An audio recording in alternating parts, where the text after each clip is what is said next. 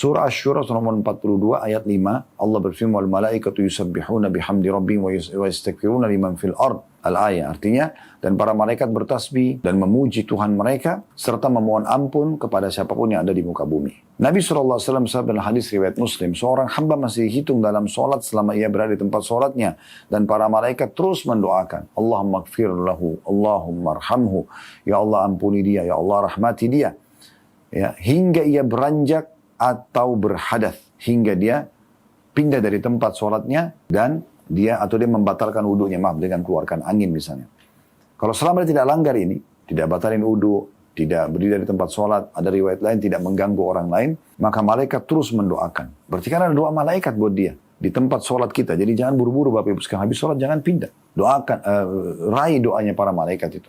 Juga Nabi SAW bersabda, kalau seseorang muslim menjenguk saudaranya yang sedang sakit, maka dia berada di taman surga sampai dia duduk. Faidah jalasa, ya, ghamarathu rahmah, maka akan tertuang dengan keras, dengan banyak rahmat kepadanya. Kalau dia menjenguknya pada saat pagi hari, maka Allah datangkan 70.000 malaikat yang mendoakan dia sampai sore. Kalau ada teman kerabat kita yang sakit, jenguk saja walaupun sesaat. Kalau di pagi hari, maka Allah datangkan 70.000 malaikat yang mendoakan sampai sore.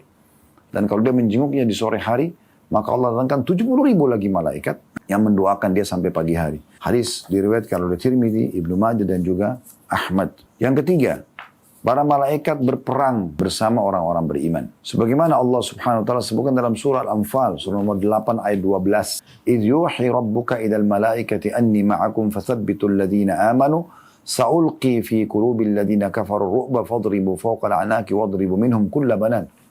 Ingatlah sewaktu Tuhan Muhammad menitahkan kepada para malaikat atau menyampaikan kepada para malaikat, sungguhnya aku bersama kalian, maka kokohkanlah orang-orang beriman. Tolonglah orang-orang beriman itu. Maka aku akan masukkan di dalam hati orang-orang kafir, kata Allah, rasa takut, dan tebaslah leher-leher mereka.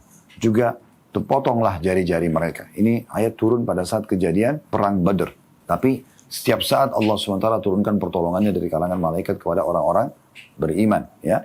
Sekarang mungkin tidak semua orang mengetahui, tapi cukup banyak diangkat oleh teman-teman kita sekarang di Palestina pada saat mereka berperang. Di antaranya salah satu mujahid yang sekarang sedang menghadapi pasukan zalim. Ya, semoga Allah kalahkan mereka dari kalangan orang-orang Zionis Yahudi. Ya. Mereka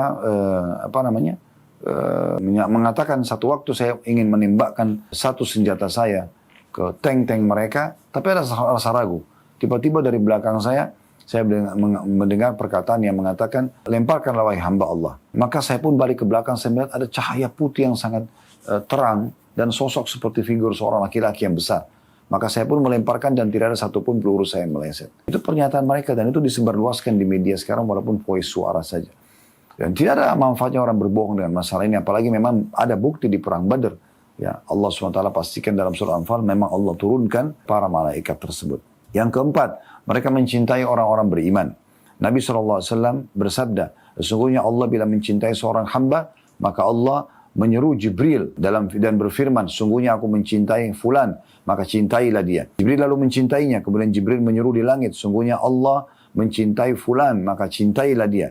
Maka penghuni langit pun mencintainya, lalu ditetapkan baginya penerimaan di bumi. Al-Hadith atau hadis ini masih bersambung, namun ini saksi bahasan kita, diriwayatkan oleh Bukhari dan Muslim. Yang kelima, mereka menjaga orang-orang beriman. Sebagaimana Allah sebutkan dalam surah Ar-Ra'd, surah nomor 13, ayat 11, yang bunyinya, lahu mu'akibatum min baini yadayhi wa min khalfi yahfaduna min amrillah. Al-ayah, yang artinya, bagi manusia itu ada malaikat-malaikat yang selalu mengikutinya bergiliran. Di muka dan di belakang mereka menjaganya atas perintah Allah. Berarti kan ada malaikat yang catat amal baik, ada amal buruk. Ada yang juga menjaganya.